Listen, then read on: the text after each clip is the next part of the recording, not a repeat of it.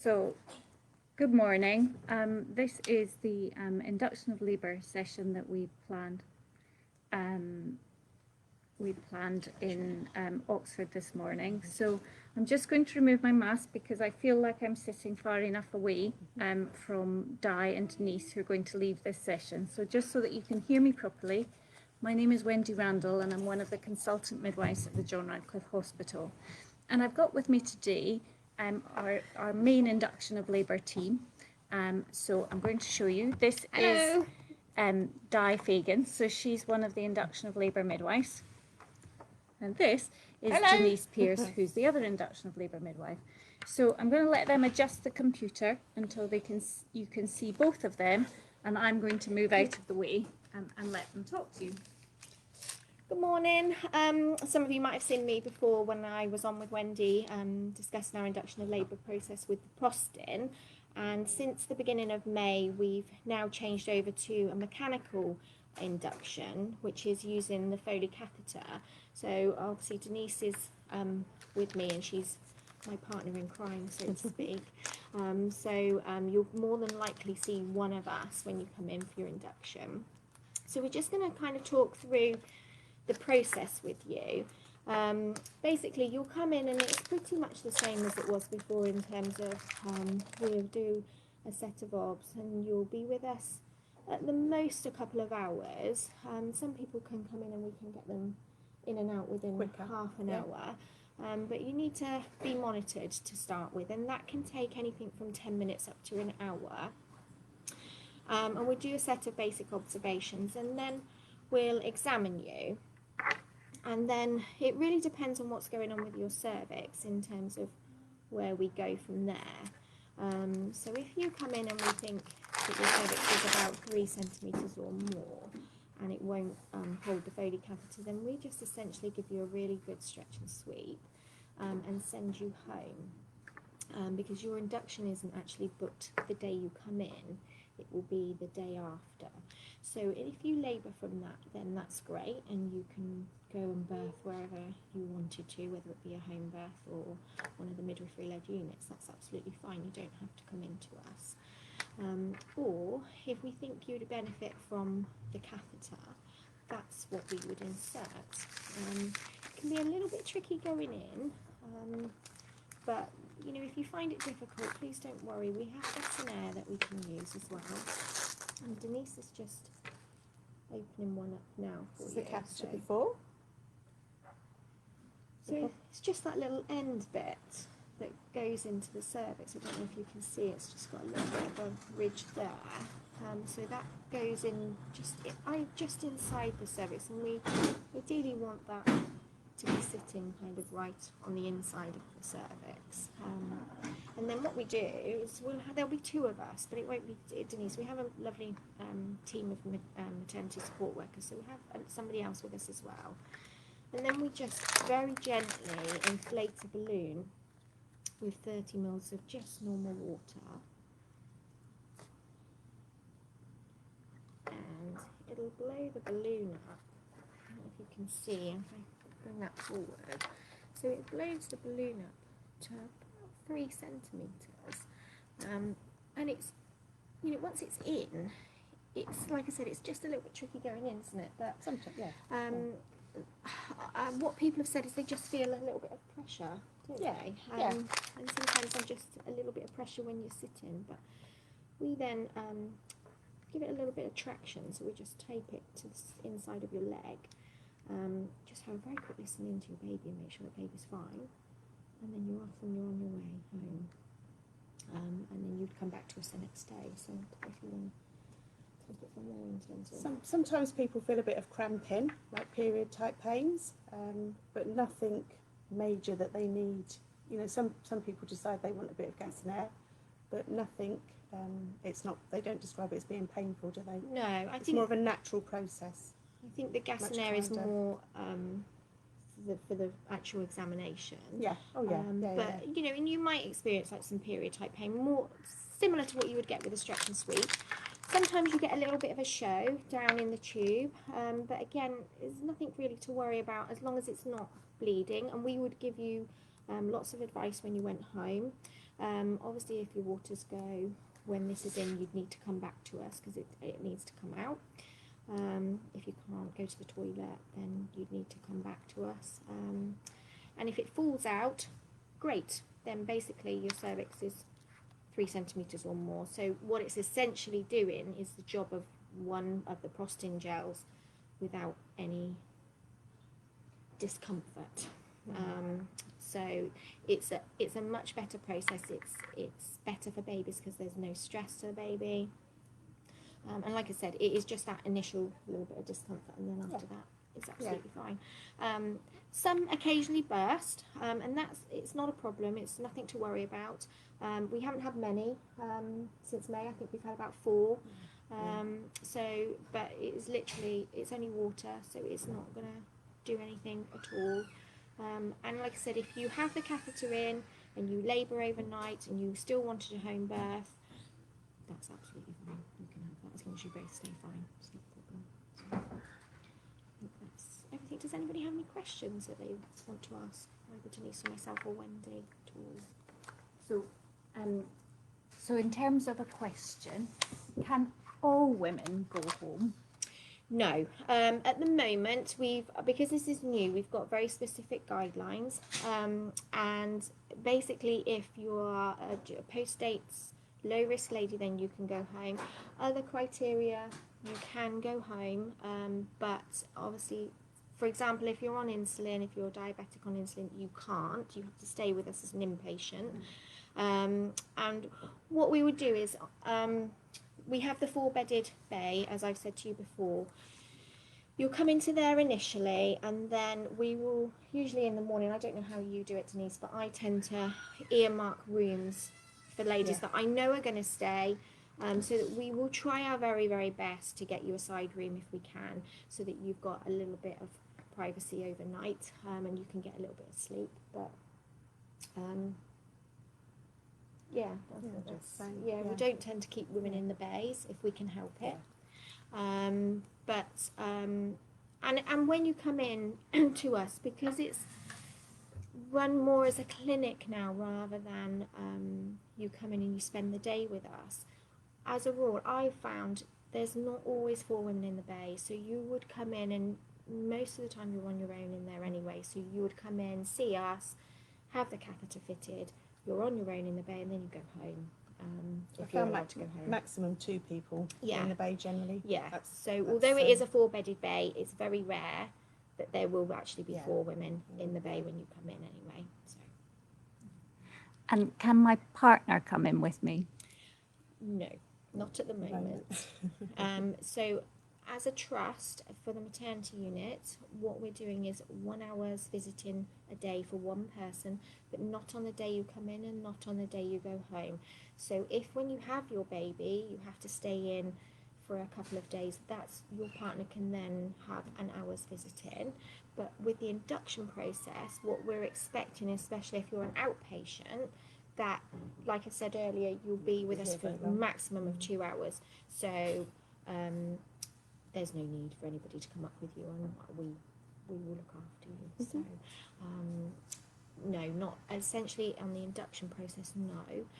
If you, when you come back the next day and we break your waters, again, your partner can't come up for that bit, but once you're transferred either up to the spires or down to delivery suite, that's when your partner can join us. So the other thing to say is, I don't know about you, but I've been saying to people, when you come in for the catheter to be fitted, to just make sure that you put your bags in the car. You don't have to bring them up if you're going to be an outpatient induction, just because if baby's not happy and there's some reason that you can't go home, just to be prepared, really. Just in case bag. Yeah, a just in case bag. So, do you have anything else that you want to add? I think we've covered it all. Is there any more questions at all? So do I have to have the Foley's catheter? Because I've heard, in the guidelines, the national guidelines, it says that that shouldn't be routinely offered. Why the Foley's catheter then? So there was a study that's been done towards the end of last year, I think. And what they found is that there's a significant, I don't know what to say. Reduction. Yes, in outcomes for in poor outcomes for babies. So because obviously it's a mechanical induction, like I said earlier, there is no stress to your baby at all. So as a rule, what they're saying is that everybody should be induced with the Foley catheter now, purely because of the outcomes that are so much better for babies. So that is what we routinely offer. However, it is always your choice, and if you are really, really against having the catheter and having the mechanical induction, then we will of course talk to you, and we can offer you the Prostin gel if you want it. The only thing to say with that is if you opt to have the Prostin gel, you cannot go home, so you will be staying in with us for the duration, because we need to monitor you closely.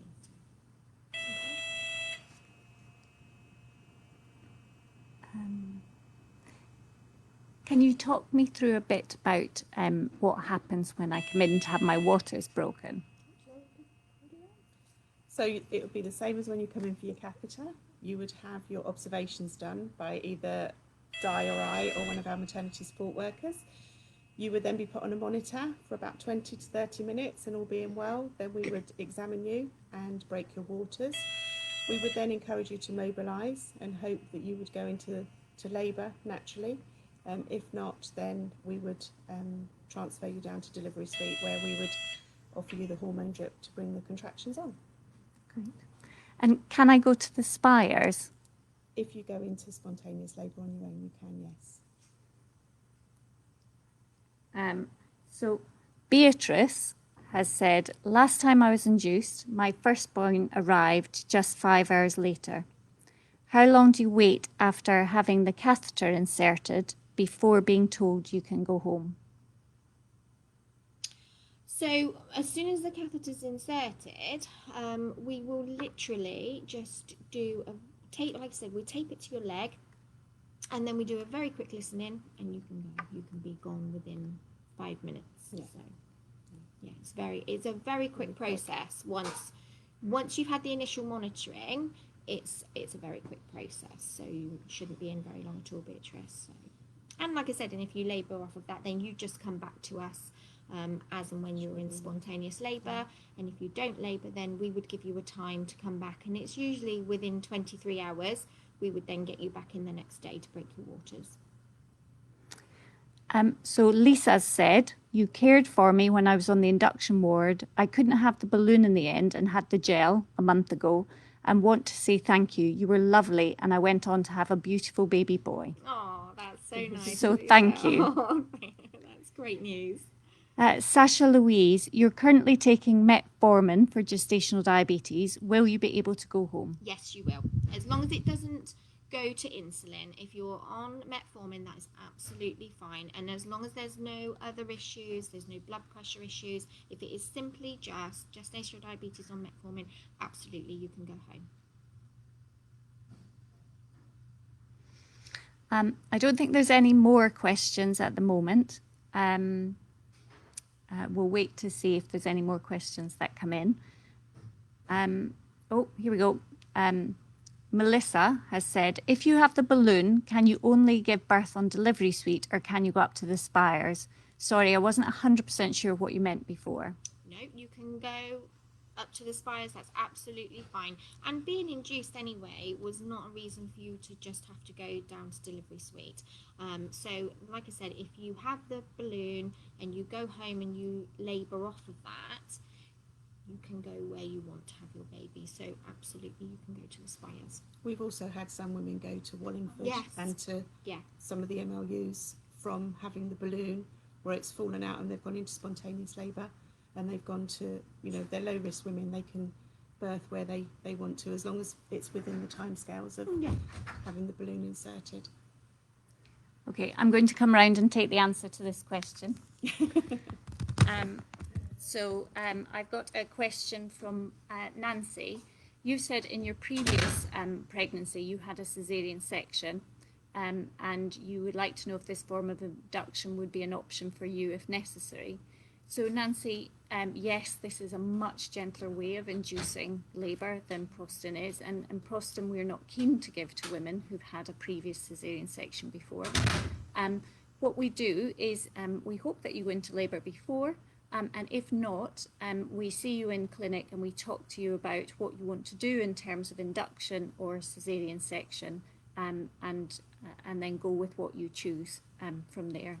Some people don't want to be induced because they've had an experience of induction before, but that tends to have been the Prostin that they've had the experience of before, whereas a catheter induction is completely different.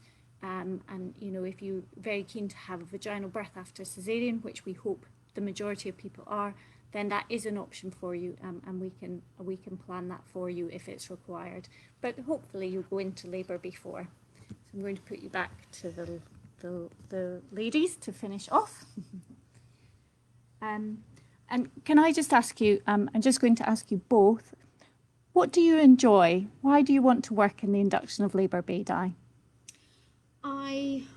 I've been working on the induction bay for nearly 4 years now, and for me, I think some people come in and have actually been really traumatized by their birth experience, which is just terrible, and to be able to give women really good care, calm people down, and make them realize that, you know, it can actually, I think induction's got such a bad name in terms of people are terrified of being induced, and if we can give the best care that we possibly can and make it the best experience that we can for all of you, that's my job. You know, obviously we've got to keep you safe, but we want you to walk away and say that, you know, it was a really good experience. And I don't think that I've had many people that have said that it's not. So for me, that is why I love it. I'm really passionate about the new mechanical induction. I think it's so much better. Really want to promote it and go forward, purely because, you know, for people that are able to go home, especially at the moment, you know, you're not with your partners, and we know that that's awful, but to be able to go home, and eventually, hopefully, a lot more people will be able to have an outpatient induction. That's why I love working on the induction bay, just to make a difference, really. Great. And the same question to Denise, really, because Denise is new to our team, and actually sought out to be part of the team. So can I ask you the same question, Denise? I think I tend to agree with you, Di, really. It's made such a difference to the women and the care that we're able to give. You know, they're not being kept as inpatients where they was with Prostin. We're able to pop the catheters in, they're able to go home, spend time with their family, especially at the moment as well. And it's about making a difference, you know, providing good care and making a difference to the care that and the experience that the women are receiving.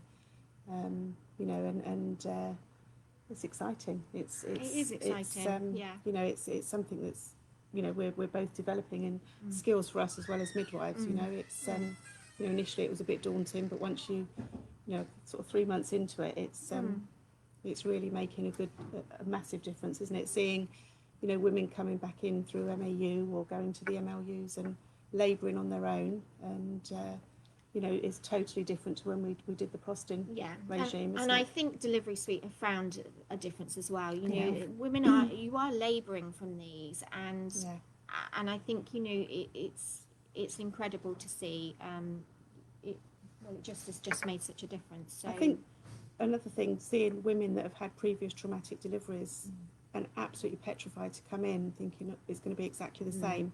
And we've had a couple of women that have actually come back, one coming in at 8 centimetres and birthing within, I think, 3 hours, if I remember rightly, and just a totally different woman, knowing that the experience was totally the opposite to what she experienced the first time around, and she just couldn't praise it enough, could she? It was, you know, and then, you know, you've done a good job. It's about making a difference. Excellent. We've had a few comments just to let you for some feedback. Ave B said, good morning. Just wanted to say thank you to Di for looking after me when I came in on the 20th of June to have my Foley removed. I just wanted to say how lovely you were and all the other staff. My little girl was born on the 21st via emergency caesarean section, She's absolutely beautiful. The care I received was amazing, so thank you, everyone. Oh, you're welcome. That's what it's all about. So Emma says, so sorry, sounds like a silly question, but with the catheter in, can you pass urine normally? Yes, you can. That's one of the questions that we will say to you, is that if you can't go to the toilet, then you need to come back in because it has to come out. I assume it's probably like when you're in labour, because sometimes you have a job to pass urine, and I would imagine that it's just the pressure, isn't it? The same as a baby's head. That's but we've not had anybody yet, so I would it will be fine. Yeah, please don't worry about that. And it goes into your cervix, so it's not a urinary catheter.